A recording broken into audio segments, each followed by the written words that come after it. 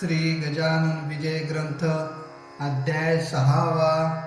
निर्गुण ब्रह्म सनातन अव्यय अविनाशी स्थिरचर व्यापून उरले जे या जगतासी ते तू तत्व खरोखर निसंशय अससी लीला मात्रे धरिले मानव देहासी जय देव श्री गणेशाय नमः। हे परम मंगला श्रीहरी तुझी कृपा झाली यावरी अशुभ अवघे जाते दुरी हा अनुभव संतांचा त्या संत वाक्यी भरवसा मी ठेवून श्रीनिवासा मंगलाची धरुणी आशा तुझ्या दारी पातलो आता विन्मुख लावल्यास त्याचा तुला लागेल दोष आणि बट्टा वाक्यास लागेल की संतांच्या म्हणून हे माधवा अभिमान माझा धरावा रोषणा कधी ना करावा या अजान लेकरावर बालकाचे हीनपण माते लागी दूषण हे मनात आणून करेन असले ते करी असो बंकटलाला घरी राहिली समर्थांची स्वारी तय्या पूर्ण एक घडली खरी गोष्ट सोते ती ऐका।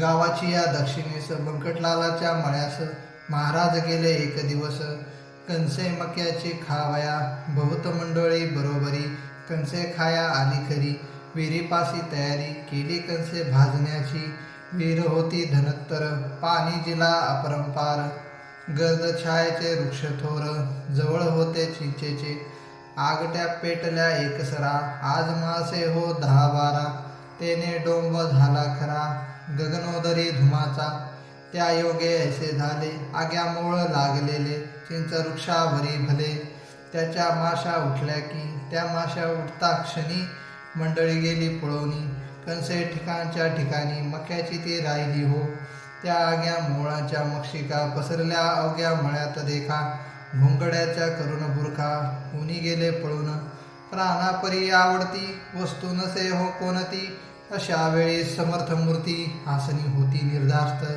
ते नाही पळून गेले आसनी आपल्या स्वस्थ बसले विचार करू लागले निज चित्ती माशांचा माशा तरी मीच झालो मोहळ तेही मीच बनलो कंसे खाया मीच आलो कंसे तेही रूपे माझी ऐसे विचारे आनंदात महाराज राहिले डोलत अंगावरी असंख्यात माशा येऊन बैसल्या वाटे पासोडी माशांची समर्थ पांघरले साची योग्यता ब्रह्मनिष्ठाची काय वर्णन करावी माशा चावती वरच्यावरी परीन तो परवा करी त्यांचे काटे शरीरी बोचले असतील असंख्यात यासी झाला एक प्रहर भक्त झाले चिंतातूर बंकटलालाचे अंतर दुःखे व्याकुळ झाले हो कोठुनी बुद्धी झाली मला येथे आलेले समर्थाला कंसे मक्याची खावयाला मंडळीच्या समवेत अशा समर्था लागून दूध द्याया मीच कारण झालो हे क्या शिष्यापण माझे हाय रे दुर्दैवा बंकटलालाने तयारी पुढे येण्याची केली खरी हे जाणून अंतरी कौतुक केले समर्थाने जीवांनो जा निघून बसा मोहोळी जाऊनी माझ्या बंकटा कारण तुम्ही न कोणी चावावे जमलेल्या मंडळीत बंकट हाच निस्सीम भक्त जो माझ्या पित्यर्थ येत आहे धावूनिया ऐसे म्हणता माशा गेल्या मोहळावरी जाऊन बैसल्या बंकटलालाने पाहिल्या त्या आपल्या निज दृष्टी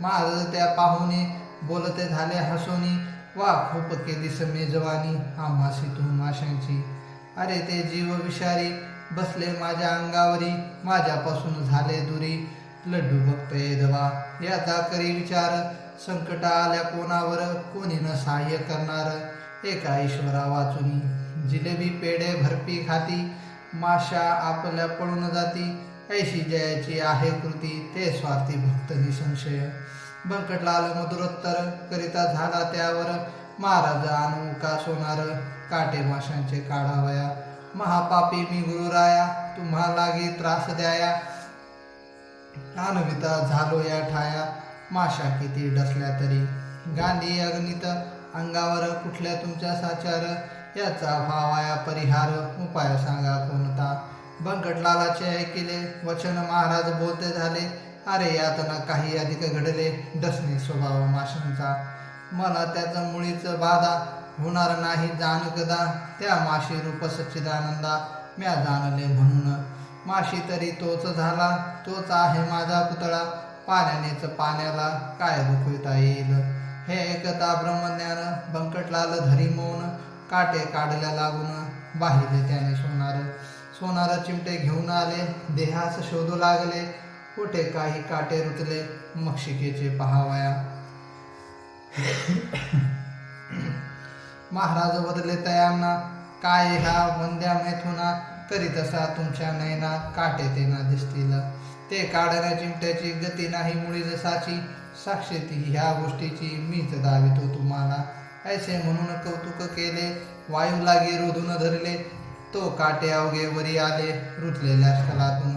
तो पाहता प्रकार लोक आनंदले फार, कळून आला अधिकार श्री गजानन स्वामींचा. पुढे कंसे भाजली अवघ्यांनी ते ग्रहण केली, हस्तमानी निघून आली मंडळी निजगृहाते. असो पुढे एक वेळा महाराज गेले अकोटाला, आपुल्या बंधूस भेटण्याला श्री नरसिंहाजी कारणे. हा कोतशालीचा शिष्य मराठा जातीचा, कंठमणी विठ्ठलाचा भक्तिबलाने झाला असे. त्या नरसिंहजीचे चरित्र मी भक्ता लीलामृतात वर्णिले आहे थंबूत, आता ते सांगणे नको. हे अकोट नामनगर, शेगाव वाहून साचार, आहे 18 कोसावर, ईशान्येला परियेस. मनोवेगाचा समजून वारू, निगते झाले सद्गुरू, जय पदनाथाचे सत्कल्पतरू श्री गजानन महाराज. अकोटाच्या सानिध्यासी, एका निबिड तरशा अरण्यासी, नरसिंग राहे अहर्निशी, एकांतवास सेवावया. हे निर्जन अवघे अरण्य, महाभयंकर दारुण, निंबाश्वत्वर हातांजन, वृक्ष जेथे उदेले. लता त्या नाना जाती, वृक्षा वेढून बैसल्या असती, ऋण वाढले भूमीवरती, सर्प वारुळी असंख्यात. ऐशा त्या अरण्यात नरसिंहजी जाऊन पसत, म्हणून आले औचिते, समर्थ त्यासी भेटावया. सारखा भेटे सारख्याशी, पाणीच मिळे पाण्याशी, विजातीय द्रव्याशी, समरसता होणे नसे. गजाननाशी पाहिले, तेने चित्तान दिले, स्वामी नरसिंहजीचे भले, तो प्रेमानं वर्णवेकी. एक हरी एक हर, चालते बोलते परमेश्वर, एक राम एक कुमार, वसुदेव देवकीचा. एक मुनी वसिष्ठ, एक पाराशर ऋषी श्रेष्ठ, एक जान्हवीचा काठ, एक तट गोदेचा, एक हिरा कोहिनूर, एक कौस्तुभ साचार, एक वैनतेय एक कुमार, सती वानरी अंजनीचा. दोघे भेटले एकमेका, दोघे आनंद सारखा, बैसते झाले आसनी एका, हित गुजते करावया, अनुभवते आपापले. एकमेका कथिते झाले, नरसिंगा तू उत्तम केले, प्रपंचात राहिलास, मी त्याग केला तयाचा. स्वीकार करून योगाचा, या सच्चिदानंद तत्वाचा, करिता झालो विचार, या योगाच्या क्रियेत. गोष्टी होती अघटित, ज्यांचा मुळे न लागे अंत, या सामान्य लोकाला. त्या गोष्टी लपवावया, पिसा बनलो जगाठाया, उपाधी ते नासावया, वेड बळेच पांघरलो. तत्व जाणण्या कारण मार्ग कथिले आहेत 3, कर्म भक्ती योग म्हणून शास्त्रकाराने शास्त्रात. फल या तिन्ही मार्गाचे एकचे आहे अखेरीचे, परी बाह्य स्वरूप त्यांचे भिन्न भिन्न असे की. योगी योग क्रियेचा जरी अभिमान वाहिसाचा, तरी तयाशी तत्वाचा खरा बोधना होईल. योग क्रियावरून अलिप्त राहावे तयापासून, कमलपत्रा समान तरीच तत्व कळूये. याच परी प्रपंचाची स्थिती नरसिंह आहे साची, आसक्ती कन्यापुत्रांची मुळीच राहता कामाने. गार पाण्यात राहते, परीनं पाणी शिरू देते, तैसेच वागदिसाचे या प्रपंचा माझारी. या परीत्वा राहावे, अपेक्षा रहित असावे, चित्तातून ना ढळू द्यावे सच्चिदानंद ईशाला. म्हणजे काहीच अशक्य नाही, तुम्ही आणि शेषशाही, एक रूपा आहो पाही, जन जनार्दन भिन्न नसे. नरसिंह म्हणत बंधुराया, आला समसी भेटावया, ही तुझी केवढी दया, उपमा याला देण्या नसे. प्रपंच मुळे अशाश्वत, त्याची काय किंमत, दुपारच्या सावली प्रत, कोण सांगे खरे मानी. तू कथिले जयापरी, तैसा वागेन भुवरी, मी जान वरच्यावरी, अशीच भेटी द्यावी तुवा. देह प्रारब्ध जयाचे, असेल ज्या जातीचे तेच आहे भावयाचे लोकाचरी निसंशय. तुम्ही आम्हा कारणे जे का धाडिले शाने तेच आहे आपणा करणे निरालसपणे भूमीवरी. आता विनंती इतकीच खरी व्यवहारिक भेट वरच्यावरी देत जावी साजेरी मी धाकटा बंधू तुझा. नंदीग्रामा राहिला भरत रघुपतीची वाट पाहत तैसाच मी या पोटात राहून पाहतो वाट तुझी. तुला येथे यावया अशक्य काही नाही सदया अवघ्या आहेत योगक्रिया अवगत तुला पहिल्या पून.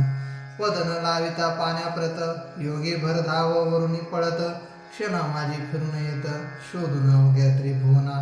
ऐसे तुगज उभयंतांचे रात्रभरी झाले साचे भरते आले प्रेमाचे दोघांची या संगमी.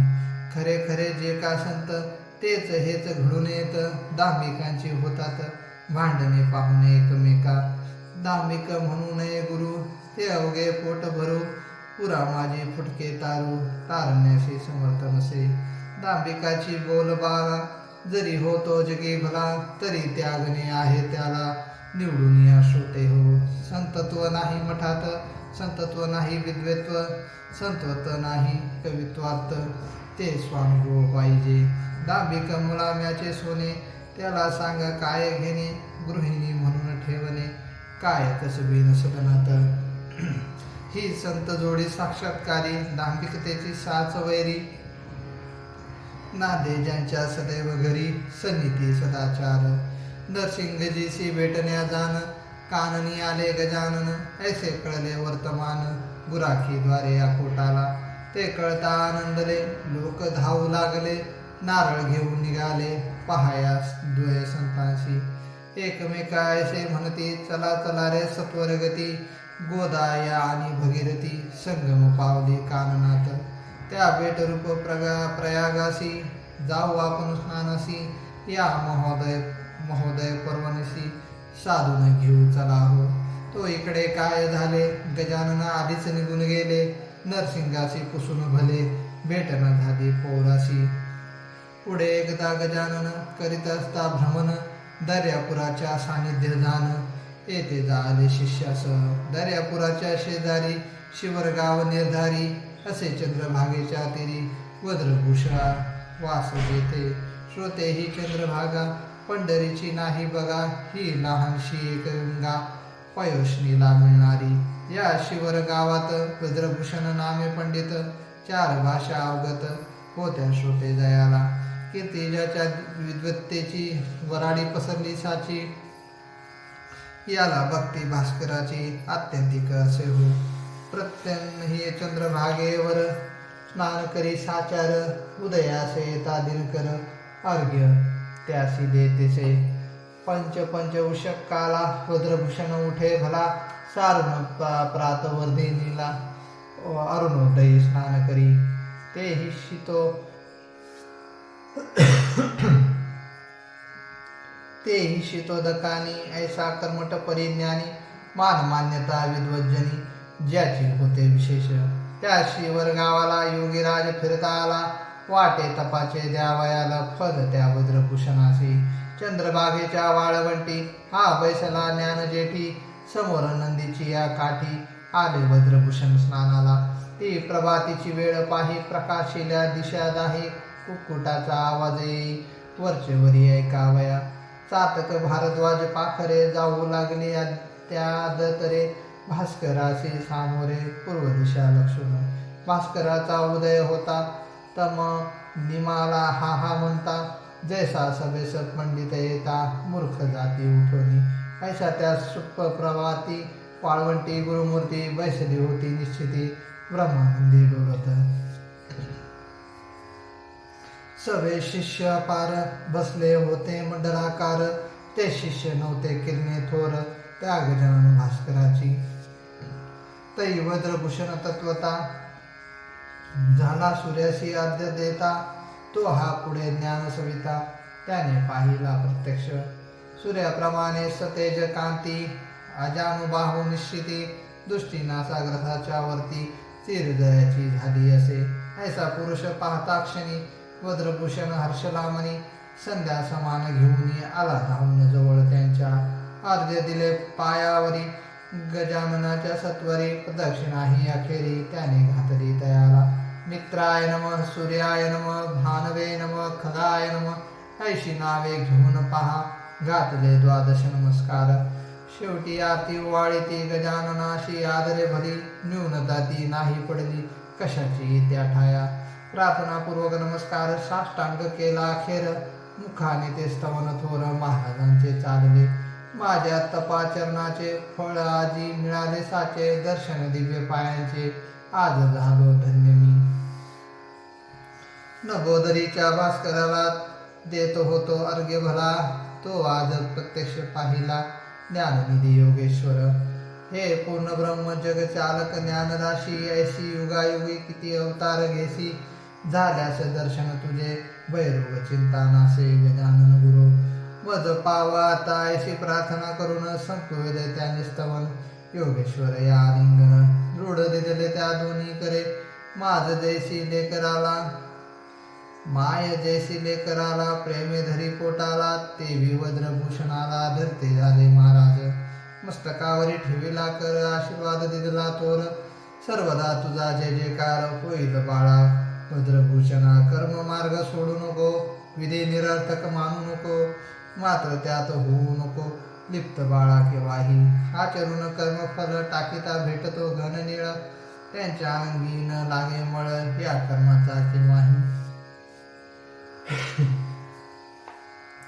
तू आता आपुल्या सदनी माझे बोल ठेवी मनी प्रत्यही माझे तुला ध्यानी होत जाईल दर्शन.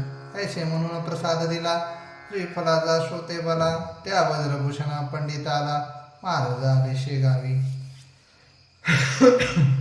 ह्या शेगावाचे होते नाव पूर्वकारी शिवगाव अपभ्रंश लादला ठाव शेगाव या शब्दाला. तेच हल्ली प्रचलित आहे बुधहो वराडात 17 पाटील होते सत्य या एकाच ग्रामाला. महाराज शेगावासी आले परीन स्थिर राहिले हमेशे ते भटकत फिरले मनास येईल त्या स्थळा. अकोट अकोले मलकापूर नावे सांगावी कुठवर चांदण्याची न होणार मोजदाद कोणाही. ज्येष्ठ आषाढ महिना गेला पुढे श्रावण मास आला उत्सव होता सुरू झाला मारुतीच्या रावळात. हे मारुतीचे मंदिर शेगावी भव्य साचार पाटील मंडळी थोर थोर होती या भक्तदेवाची. पेंडी लागी जैसा आळा तेवी पाटील गावाला जे जे काही आवडे त्याला तिकडे लोकांचा कल होई. चाले उत्सव महिनाभर अभिषेक पोथी कीर्तन गजर अन्नदानाशी पूर अवघे लोक तृप्त होती. या उत्सवाचा पुढारी खंडू पाटील निर्धारी जो गावचा कारभारी होता उदार मनाचा. श्रोते हे पाटील पण आहे वाघाचे पांघरून ते जो घे त्याला जण भिऊ लागती सहजगी. गाव करी ते रावण करी ऐशी मराठी भीतरी मन एक आहे साजरी ती यथा तथ्य असे. त्या मारुती मंदिराशी गजानन पुण्यराशी श्रावणाच्या आरंभासी उत्सव श्रीचा पहावया. बोलले बंकटलालासी मी आता या मंदिराशी राहीन जाण हरनिशी त्याचा शोक करू नको. गोसावी संन्यासी फकीर यांना कायमचे राहण्या घर योग्य नाही साचार तुम्हा प्रापंचिकाचे. मी परमहंस संन्यासी आता राहतो मंदिराशी तू बोलाविषयी ज्या दिवशी तेवढ्या पुरता येईन तेथ. हे अंतरीचे गुह्य तुला कथन केले बंकटलाला स्वामी शंकराचार्याला भ्रमण करणे भाग्य आले. गोसावी मच्छिंद्र जालंधर हेही राहिले निरंतर प्रापंचिकाचे वगळून घर कानन महामाजी वृक्षातळी. छत्रपती राजा शिवाजी जोरन बहादूर वीर गाजी ज्याने हिंदूची रक्षिली बाजी दंडून दृष्ट यवनांना. त्या शिवाजीचे प्रेम फार होते रामदासांवर परिसज्जन गडावर स्वामी होते वस्तीला. याचा विचार करावा हट्ट मुळी ना धरावा माझ्या म्हणण्यास मान द्यावा यात कल्याण तुझे असे. निरुपाय होऊन अखेर देता झाला रुकार तो बंकटलाल सावकार गजाननाचे म्हणण्याला. मंदिरी स्वामी समर्थ येता हर्ष झाला समजता भास्कर पाटील शुश्रूषे करता जवळ राही निरंतर. हा दास गुणु विरचित श्री गजानन विजय नामे ग्रंथ मुमुक्षुला दावपत संत चरण सेवेचा शुभम भवतु. श्री हरी परमनमस्तु.